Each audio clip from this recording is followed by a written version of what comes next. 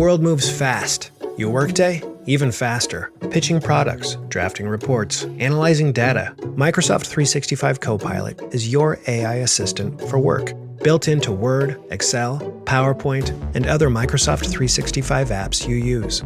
Helping you quickly write, analyze, create, and summarize. So you can cut through clutter and clear a path to your best work. Learn more at Microsoft.com/M365 Copilot.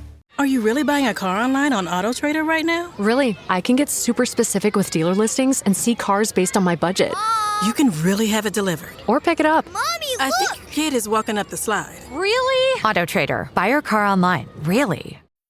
Welcome to Sephora. I'm looking for a perfume that's not too perfumey. I got you. Serum moisturizer or moisturizer serum. Let's get into layering. My concealer is making me look worse. Sounds like the wrong shade. Let's get you matched. There's only one store that really gets what you're going for. Get beauty from people who get beauty. Only at Sephora. Hi, Let's get you a basket.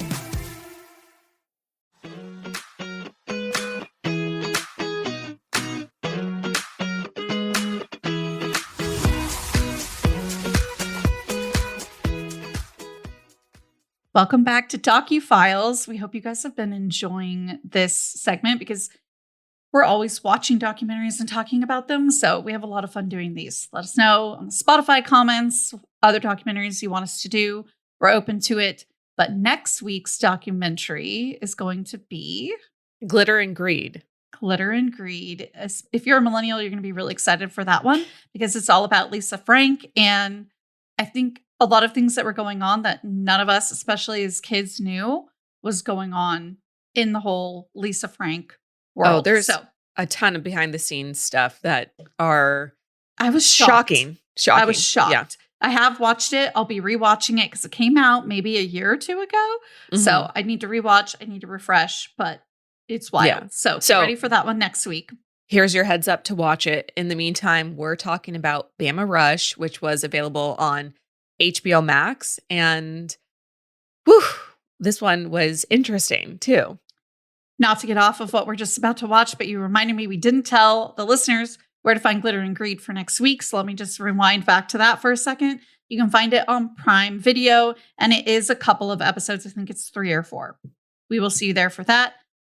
As Natalie said, we're talking about Bama Rush this week from HBO Max. And this is the second time I watched it. I feel like I'm going to try not to make all of these a second watch, but I feel like I actually benefited in a cinematic viewer perspective of watching this again. I feel like that happens a lot with movies. So I'm not always a one and done girl. I will rewatch movies and docus, and I feel grateful to have taken time to watch this again because I think my perspective on, we'll call her the creator, the director, Rachel, she inserts some of her own story to this. And I feel like I understood why watching it a second time a little bit more. At first, it felt slightly self-indulgent to me. And I'm like, you're taking away from the story about Bama Rush. And I was kind of like a lot more interested in what was going on with those girls at the time because Bama Rush every year pops off on TikTok. And you see all of the girls, all of their outfits. They show you what they're wearing for every, not even just day, but every event. There are multiple, they spend upwards of almost $10,000 just for Rush Week. So thus, we end up with a documentary about the insanity that is Greek life, but also more specifically Greek life at the University of Alabama. And it's a machine, and they call it the machine. Pretty much. Which is also kind of creepy to me. I don't know how I feel about that. These are 18, 19, 20-year-olds that attend this school. And we're talking about 17, 18, 19-year-olds that are rushing. This is wild. I do remember the first time I heard about Bama Rush was actually through you a couple years ago. I was fascinated. I still kind of am. But it was popping off. It was going crazy on TikTok. There were a lot of videos, and you had asked me like, oh, are you following along with Bama Rush? And I was like, I don't even know what the hell you're talking about. But sure enough, after we talked about it, my phone picked it up because I started getting videos about these girls showing off their outfits. I even got a few of the sororities doing TikTok videos as a whole. And it is really like its own environment, its own atmosphere, its own world going on with those, not just the girls, but that's the perspective that, you know, really brought Bama Rush to popularity. But, you know, the guys as well are also rushing at this time. Absolutely. It's interesting though, because they tend to have different rules, different codes of conducts or COCs, as they call them.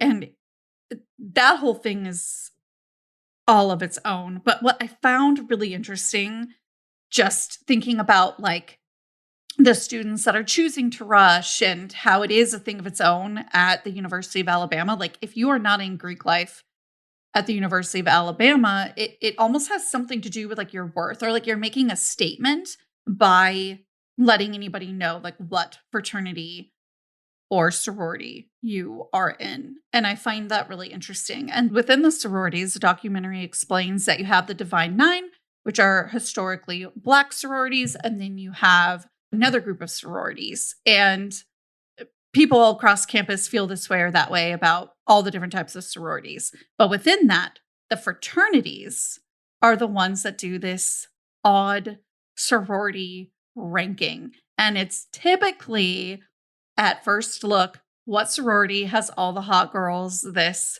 year?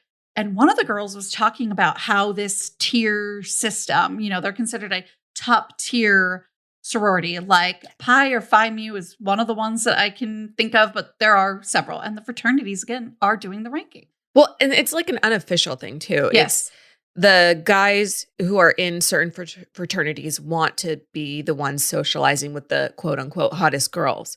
And so they eventually say, well, this house, this sorority has the hottest girls, or, you know what I mean? So that's sort of how it becomes known what the ranking is. It's not like an official list that goes out, but it is well known in the community what's a high ranking top tier sorority versus what's not. Like there's this moment in the documentary where they talk about the history of sororities and why they held such an important place getting started. Because initially, one of the interviewees quotes this article written in the early, I think, 1900s or like 1898, something around there, from a Harvard professor that said, if women went to college, all the blood would go to their brain and not their uterus or their ovaries. I almost threw up. I cannot believe people believed that. I have to think, like, was that just like a sneaky way to continue to hold women down? Or like, did he really believe that? It's frightening. I feel like he really believed it, but it also shows like not everyone who goes to Harvard, even back in 1898 or whatever it happened, is that smart. I mean, you know, I think it obviously had to do with the time and social mores and everything like that, but that was the thinking at the time. So I'm just kind of paraphrasing for a little bit of our listeners that maybe didn't have time to watch it. But the whole point of sororities when they were up and coming was they were allowing women to step foot onto campuses and like build these social communities within the greater community of the university. And as a result of them not necessarily being the most welcomed, or, you know what I mean? Like they weren't necessarily the target audience for university. They had a lot of codes of conduct, like you were mentioning. And that's where a lot of these come from. A couple girls were listing them. Like one was no wet hair allowed on the first floor. That was one girl's code of conduct for her sorority. Another one was you're not allowed to leave without 2 of 3, which I had heard of that rule before, but online. I had never realized it was such an old rule. And basically, have you heard this rule before? Basically, no. 2 of 3 is, so like the 3 are your hair, makeup, and outfit. You cannot leave the sorority house without at least 2 of those 3 being done. So you always want to be presentable. And then there's this idea of like when you're out and about, you're representing the sorority. No drinking in your letters. And if anyone sees you basically going against the code of conduct, they will snitch on you. And we do see that happen to one of the 4 girls we follow for this documentary. She was snitched on the year before and was thus dropped immediately from her sorority. And I guess like the whole reason I'm bringing that up is like, yes, there's this background, But even now, to this day, with the fraternities being the ones who officially designate who's a top tier sorority or not, shows the influence of the male community in these parts of the university. That was a really long-winded way, but I was trying to like explain everything. No, it was beautifully put. Thank you. What I found interesting with this whole fraternity ranking and some of the things the girls have to say, like, number one, it gives a lot of power to fraternities over the sororities, and sororities kind of falling in line and ending up benefiting from that, and that people want to rush the top tier sororities. And as you said, it puts a lot of power into these fraternity hands, which are, like you mentioned earlier, for the girls, 18, 19, 20, 21-year-old boys. Yeah. And I'm calling them boys because like we definitely know that their brains aren't developed at that age. And so they're really the ones that are the puppeteers for the whole Greek system at this school. Absolutely. And even more so, what I found interesting in relation to all this was there was a quote from one of the girls who was talking about the tiered system that we're talking about. And she was kind of alluding to like, well, yeah, sure, like that can change, but probably barely in our lifetimes, or like probably not for another 30 years. So like, I think what I picked up on that, or what I perceived, was more so saying, if a top sorority is going to fall down the tier, it's going to take a while. But it was also honoring that it's like, yeah, a top tier sorority today, all it takes is a little bit of this and a little bit of that. And then boom, that sorority is now not a sorority you want to be a part of. You know, leadership changes in, you know, girls that rush and make it in, changes in what the fraternities are looking for to rank these sororities. And so with a little bit of cultural shift in terms of what, you know, ties into all of that, you could easily see, is it Phi or Phi? I think Phi. Phi Mu, for example, because it's the know. only one I can think of off the top of my head, but I know there are a bunch of sororities, but that's the one that's like stuck in my head. I can remember, like, maybe in a couple of generations, it might not be a top tier anymore, because you just never know. Like, again, it takes one thing. And in this case, we're talking about social media having a huge influence on not just people wanting to rush sororities and fraternities. We're talking wanting to attend the University of Alabama. There's a girl from Rancho Cucamonga in California, all the way from SoCal on the West Coast, who, was influenced to go to Alabama because of TikTok. And she acknowledges that. Yeah, she says, listen, honestly, I probably wouldn't be going to the University of Alabama if it didn't blow up on TikTok. And to me, I just go, are we living in a world where social media is going to influence where we go to school? And that's a little scary, because I mean, is it marketing from the school? But also, we're talking, you see people's best lives. So if it's people attending, like these girls that are rushing and attending University of Alabama, you're only seeing the good parts. So you're really not judging it based off a holistic picture. And we used to, what'd we do, Natalie? You got on a plane or in your car and you went off to whatever schools you were considering and that your family agreed could be in the wheelhouse of, you know, what was available to you guys and what you guys wanted. That's what you did. You went, you visited, you walked around. Maybe you went on a tour. Maybe you stayed in a dorm one summer or something. Like, there were programs, and it is marketing, and you're going to get marketing from colleges and universities. But like, social media, that really blew me away. But it's also kind of cool too. It could be useful. So I don't know. I saw both sides. Much to your point of, are we living in a world where social media is dictating where people are going to college? Yeah, we're living in a world where social media dictates almost every aspect of people's lives. And like, that's not to get grim about it. It's just facts, because people are literally posting, you know, wardrobe hauls. So you get wardrobe hauls, you get like how to live your life, how to glow up, you get how to, you know what I mean? It just really depends what lane of social media you're on, what the algorithm feeds you. But that's what you're consuming day to day. A lot of people are consuming social media videos over, you know, television, over going out into the world and experiencing in-person communities. And so this is the influence they have because they don't have that. We had social media in high school, but it was much more based on who you knew and that's who you were connected with. These people, they can be connected with people around the world and that's their influence. You know what I mean? Yeah. It's no longer, hey, my friend found this really cute outfit at whatever store. I'm going to go get it. That's how I'm learning what's in style. You know what I mean? Yeah. And so I guess it's not too much of a shock that it would happen even for college because not at all. Yeah. It did strike me, but yeah, it wasn't shocking, especially with Gen Z. Social media is very powerful in terms of influencing their trends. And I feel like it sort of shows how we're kind of losing that.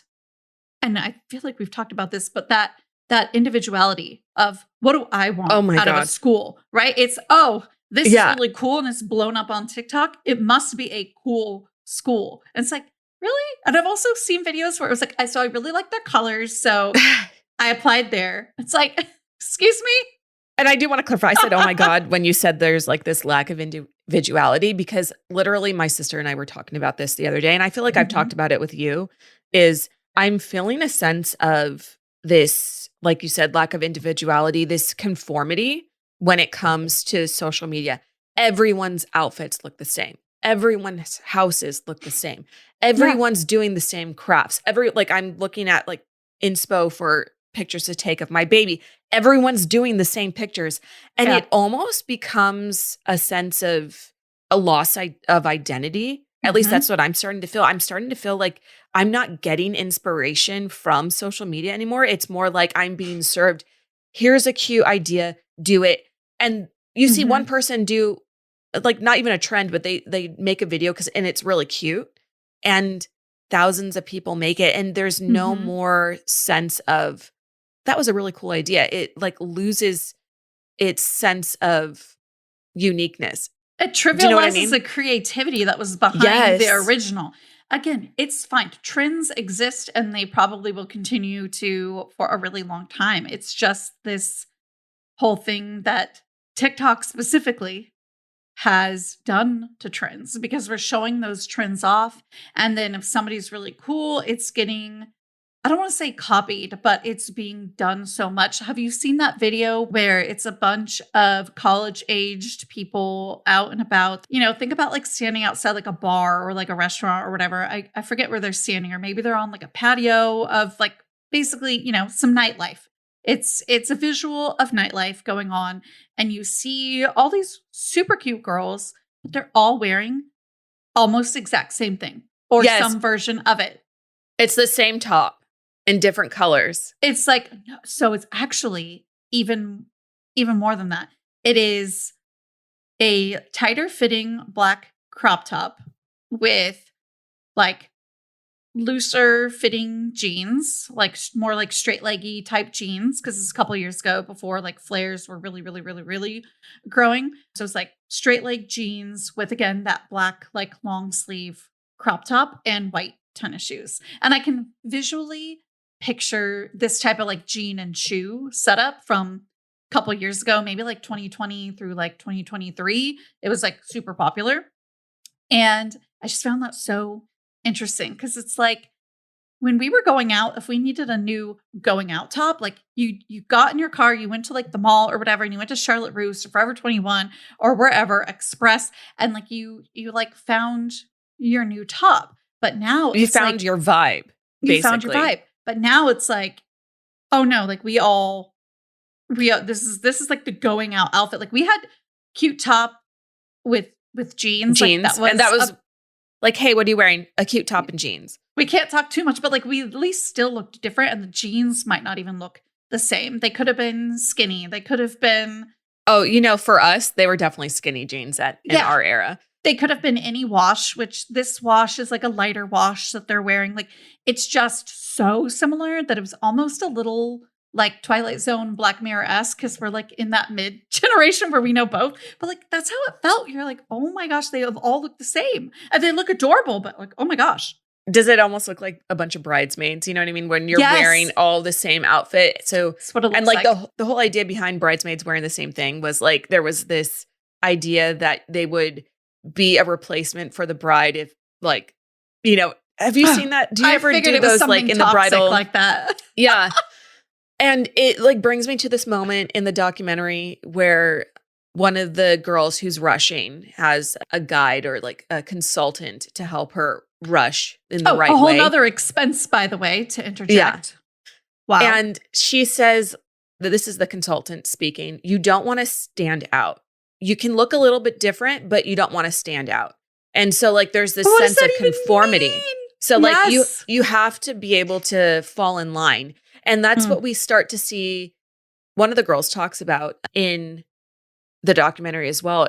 She said something like, yes, you're a woman at the college, but you're a Phi Kappa Beta or whatever I have that exact quote written down because I was so in awe when I heard it. You're a woman, but you're a Sigma Kappa woman first. And that's a lot of what being in a sorority is. It's branding. Mm-hmm. There you go.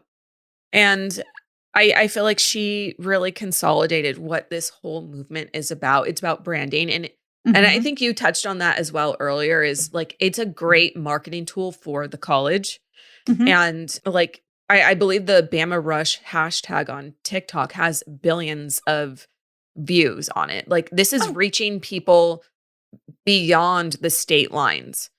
Obviously, as we talked about the girl from Rancho Cucamonga, but I mean, people in other countries are watching this, and it has become this movement. And they call it like a season because it really started growing on TikTok.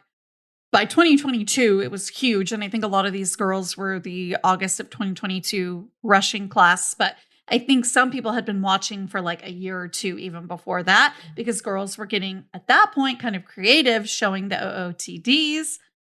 But I have another quote that has to do with this whole social media thing, and it's underneath that note that I wrote about, do we live in a world where social media is impacting college decisions? And I started watching Gracie O'Connor on YouTube, and I was like, that looks like so much fun. I want that. And this is from Shelby, who is a really well-known Bama rusher back in the day, who ends up dropping out of the documentary because things that are going on with the creator, people think that the creator is against the college, against the machine. She starts getting really weird comments to the point where she's told, like, don't go up against the machine, kind of like this is a joke, like, you can't go up against this machine. She has to wear a wig, and she unfortunately does endure alopecia, and she hates wearing wigs. She took it off, and it was the most freeing moment for her, but she has to put this wig back on just to be safe around town. If you've been thinking about starting a GLP-1 weight loss journey, Ro makes it simple. With Ro, you get 100% online care, access to clinically proven FDA-approved medications, side effect management, dosing support, and more. And best of all, it's all from home. Ro also offers the first FDA-approved GLP-1 pill for weight loss at the lowest cost around. It uses the same weight loss ingredient as the shot with comparable results, helping patients lose an average of 14% of their body weight within a year. That's one daily pill designed to reduce cravings and help you feel fuller. The pill starts at $149 for the first dose and $299 a month for higher doses, plus the Ro Body membership.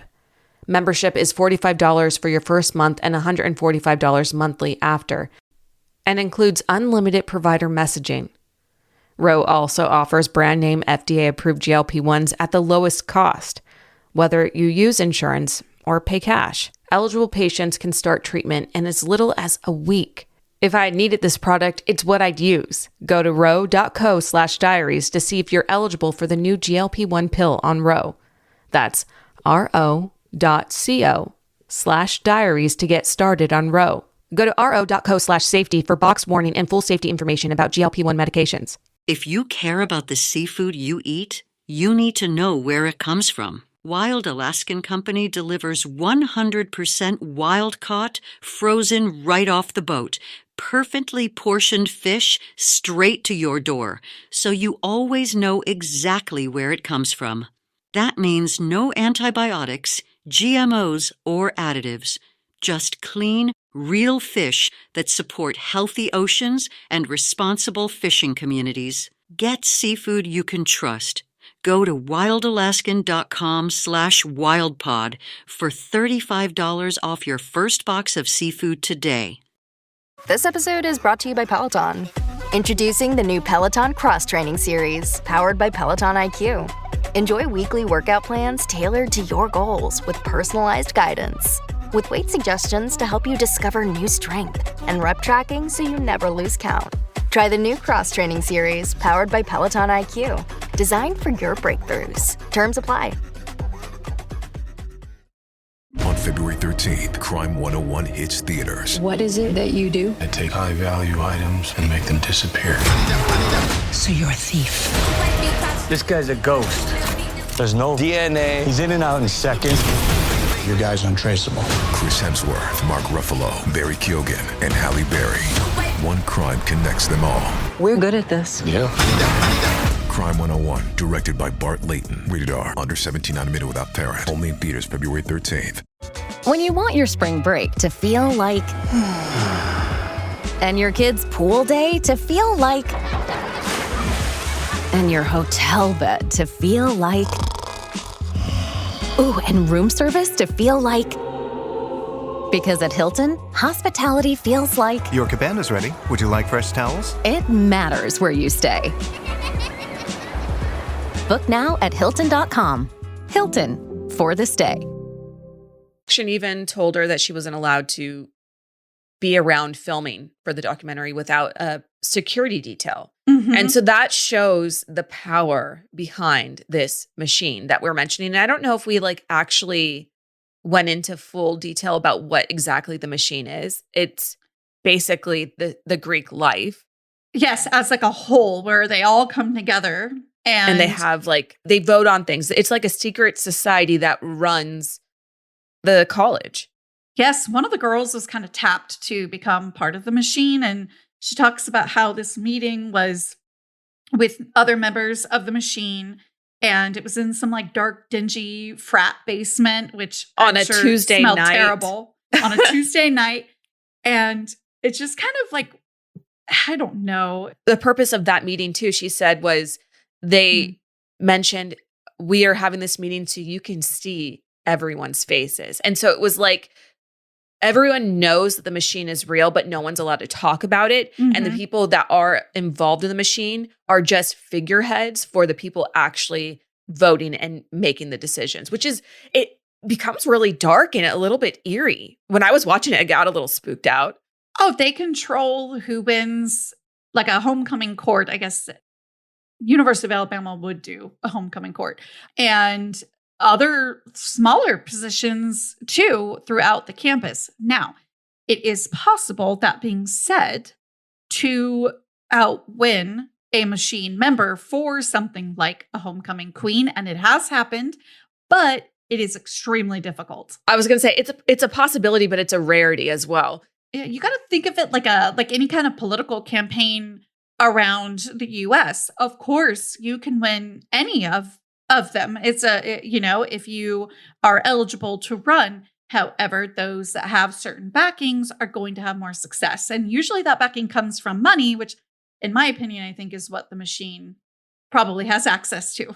Oh, for sure. Because they even acknowledged in the breakdown and background of explaining what the machine is, it was initiated by the students who had families of wealth, who came from families of wealth and power and prestige. Yeah. And that was their way of making sure that they were getting the best of the best classes, the best social activities. It was a way for them to make sure and collectively decide who was worthy and who wasn't.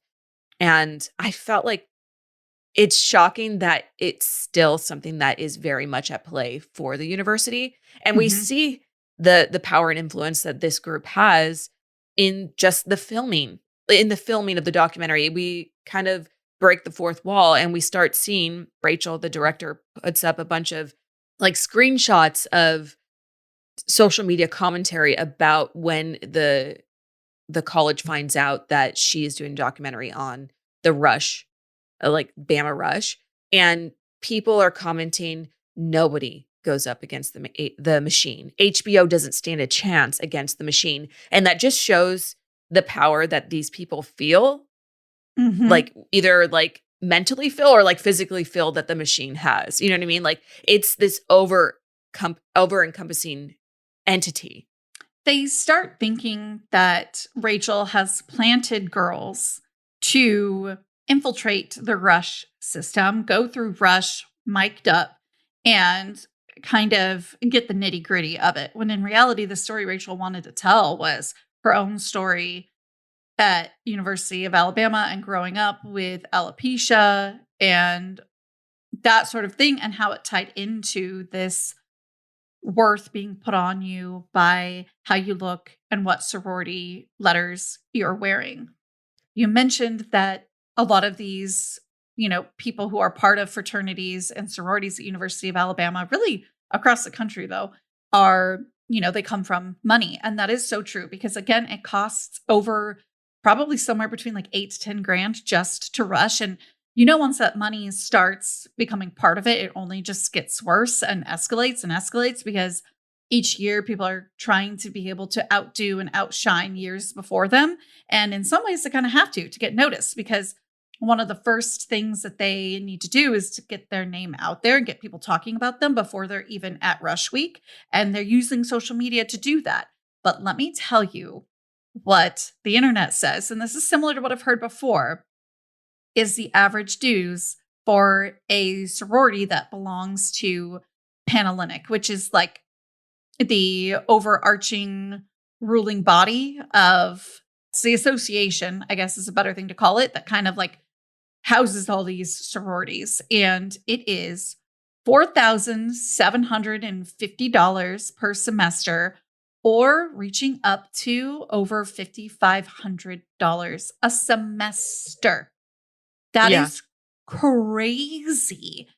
There's a lot of philanthropy and a lot of, perks that you're going to get. And if you do live in the house and things like that, but it's like, I don't know. I remember when I first reached college, there were girls that were part of a really popular sorority that I met out at parties, and they were really nice and really cool. And they wanted me to rush so badly. And I just said, look, I have read Smashed, which is a really great book, by the way. I'm not joining a sorority. Like, I didn't say it like that to them, but I'm just like, yeah, like I knew I'm not doing it. It's not happening. I mean, my own sister was part of a sorority. So if she's listening, she's probably like, what? Because it's not like that at a lot of schools. Like, there are some schools where you don't even have sorority houses because certain cities have rules against it. San Francisco, for example, does not allow you to have sorority houses because you're not supposed to have more than 5 women living in a house in that city because of a law from like a really long time ago. So and it still hasn't been overturned. Yeah, none of the universities have sorority houses because of that. Yeah, so which is kind of weird and wild because I feel like there's a lot of weird laws like that just end up getting ignored.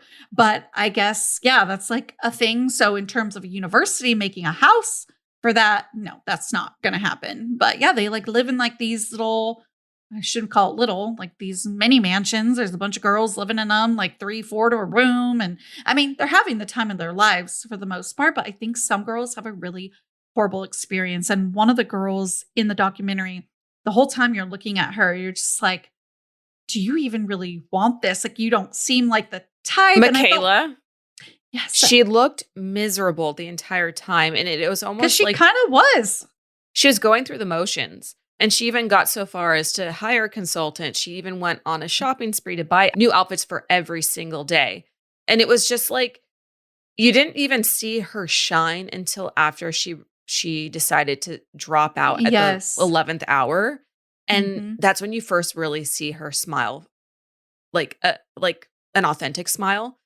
And it does make you wonder about the pressures these girls face to conform and join one. Because you're going to University of Alabama, like which part of Greek life are you going to be? Like, what sorority are you really gunning for? Like, it's like that when you go to that school. Apparently, I've not attended, but that is what it really gets portrayed in the documentary, as well as from the girls who are on TikTok that talk about it, whether they've dropped a sorority. There are so many people on TikTok who have dropped sororities because I think it's like that same thing. They're doing it just because they're going there, not because it's something they want to be part of. And I think that a sorority and a fraternity, Greek life in general, is something that you should want to be a part of. And I think that gets lost at the University of Alabama. Don't come for me, the machine, but I really, really do. I think that it's just like part of the culture there is pledging or trying to. And I think part of that sentiment can be felt out in the weeding out process. So PNMs, they have to go through this process where it's pretty much like dating. Like you you go meet everyone at different houses. And you pick like 7 after that. Well, you like talk to the members of them and they have conversations with you and they realize, oh, right. Calculated convos. Too. Yes. Calculated. They have to avoid the 5 B's, which are like bank, Bible, Biden, booze, boys. There we go. We found them all. Look at us. I know. I kind of found it so telling of the times of when all this is blowing up too. The fact that Biden is one of the 5 B's to avoid. And they're not saying, don't support Biden or do support Biden. It was just politics, but it was a way to fit the extra B in there. Which I thought was, again, just such a 2020s moment of like, oh, and that this is being created at that time because, again, Rush probably has been getting bigger and bigger every single year. I think that will tail off again at some point. Oh, for sure. But with the blow up of all of the OOTDs and all of these really cute girls talking about it, showing you, I mean, people are calculating how much some of these girls spent on just the outfits alone, and it's outrageous. So yes, you avoid the 5 B's and it's just a matching process. It feels very much like a dating app and you do in person. And this is traditional to a certain extent. Right. It's not unique to the University of Alabama, but eventually the goal at the end is to find a match that not only you will get along with, but will get along with you. And so I don't know, like I feel like they can tell if you don't really want to be there. And if you don't really want to be there, it's going to be hard for you to get along with some of the girls too. And so that whole process of matching, and then getting that letter of acceptance is going to push people out that maybe don't have the right reasons to be there. The whole bid day thing, I mean, it looks a lot of fun for them, but it's kind of just a little corny cute to me. Like, it's this huge moment where you went from 7 houses and callbacks and pref day and all the things and revisiting certain houses. And then I think you get to choose like 2 or 3 that are your top that you want. And then, right, if it's a match on bid day, you're going to get the house that you match with, that you put down as the highest you put down probably, and the highest that also put you down kind of thing. I'm sure that it has some kind of inner workings like that, but knowing Panhellenic, it's probably like a little bit of a secret. I'm sure there's like some secret sprinkled in there of how they do all that. There always is, right? There always is. But oh my gosh, and saying Panhellenic just reminded me that during OOTDs, the girls would be like, my shirt is Panhellenic. And I'm like, oh my gosh. Okay. So anyways, back to bid day. They get their envelope and it's a lot of girls. I mean, probably hundreds to thousands. I don't know. And it's all these girls and there's this huge, I have chills. There's this big countdown. They're all so pumped. They're sweating. It's hot. It's freaking August in Alabama. 3, 2, 1. They open up the envelope and the girls are screaming and crying. Most of them are excited. Well, maybe most, maybe not most. I don't know. But like the girls are just like, there's all this like stress that is just like been built up and suppressed throughout this process. And they then go running. Then they run to the sorority's house. And that's what I mean by corny cute. Like there's something so girlhood about that. And the fact that all of them can just do something like that together in a really exciting moment for them. But like also we're running to a sorority house to go spend $5,000 a month, or I mean a semester, which is 4 or 5-ish months, probably 4. So it's just like, You're doing too much. This is crazy. Yeah. For us, it's doing too much, but clearly for them, it is something that was really wanted. And one of the girls, I felt like she was the most eloquent, and she was like a hesitant member where you could tell she had some reservations about being a part of the system, but also acknowledging that she appreciated being part of the system. Yeah. They want friends and sisterhood, and you can get that. Well, and you can get more than that. You can get more than that as long as you don't become or aren't part of this like toxic part, right? Where you're doing it because it's what everybody does there and you don't even really like it and you don't want to go to the meetings. Right. If you like that, good for you. And that is fine. It's a cool setup for people that like that and they want to be part of an organization early on. Well, and I believe she even talks about how some of the perks that people don't realize that come with being part of a sorority. And like, obviously this goes for most sororities, but there are the connections for job opportunities later on down the road once you're graduated from college. There are opportunities to be closer than just friends with girls that you meet at college. Like they call each other sisters for a reason. You become family. Oh, and if you meet somebody when you're out and about and they're from a different chapter of your sorority or whatever the term is. Oh, it's a big deal. Yeah, because different schools have the same sororities. I mean, that's what Panhellenic is all about. It's like an organization of sororities, and they're at other schools. I think fraternities are probably the same thing. And so it's like, oh my gosh, like how, like I've seen it before in my life. It's kind of like saying, hey, I'm a Bruin, and you go for a job interview and the other person's a Bruin, the hiring manager. And it's that like, actually happened hey, to me at a job interview. That exact thing about the college that I ended up graduating from. And it was not close to where that college was. It was like 4 hours away from it. So it really meant something to the president of this school. So that was interesting. Yeah. So like I can see why people are drawn in beyond just the OOTDs and the TikTok of it all. But yeah, I was even thinking as we were watching it, as I was watching it, because we watched it at different times, but where are those girls now? We saw two. We saw Holiday and Michaela drop out and decide not to pursue it. We saw... Now, see, Haley Holiday, she got stuck in the toxicity of it all because she ended up being, quote, blacklisted from all the sororities, and she overheard that while she was out and about. So she's like, okay, well, then I guess I'm done. I'm glad you brought that up because I was wondering, and this is obviously... What you need to do to be blacklisted? Me too. well, yeah, but like, I was thinking... What exactly did she do? There's more to the story than she wore the wrong sticker that was presented, because in the documentary, she just acknowledges that she was accepted into a sorority her freshman year. She's now a sophomore, and she was kicked out for wearing the wrong sticker. And that's the story that we're fed for and what does the that majority. Even mean? You're what does that even sticker, mean? And why would you wear? Where did you get the wrong one from?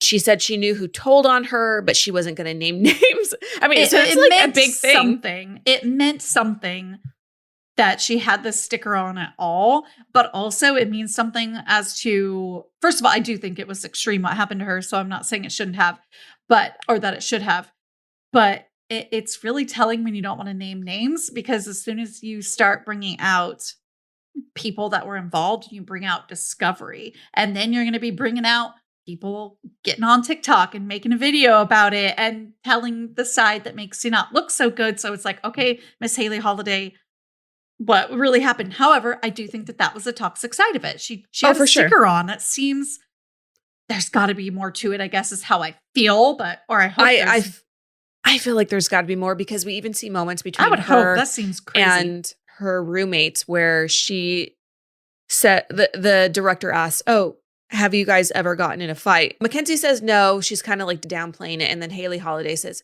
well, last night I yelled at her a lot because I get overstimulated. And then Michaela says, oh, it was really bad. So we see that moment. And it's kind of like, okay, it's a little bit of a thing. And then...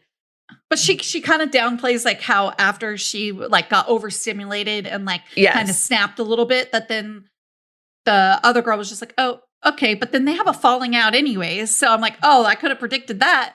Well, and then there's another moment like that happens as they're like waking up from a night of partying, and Haley Holiday again says, "Oh, I'm sorry if I was too much last night, you guys." So there's that moment. There's the moment where we see Michaela driving her car. Haley Holiday calls her and says, "Hey, I heard what you're saying about me behind my back from some girls." And then Emma, we've never met Emma, but Emma gets thrown under the bus. And who told you? Emma told me. Emma told me. And you said I'm being clingy and psychotic. And then Michaela doesn't want to acknowledge, talk about it. So they stop having the conversation.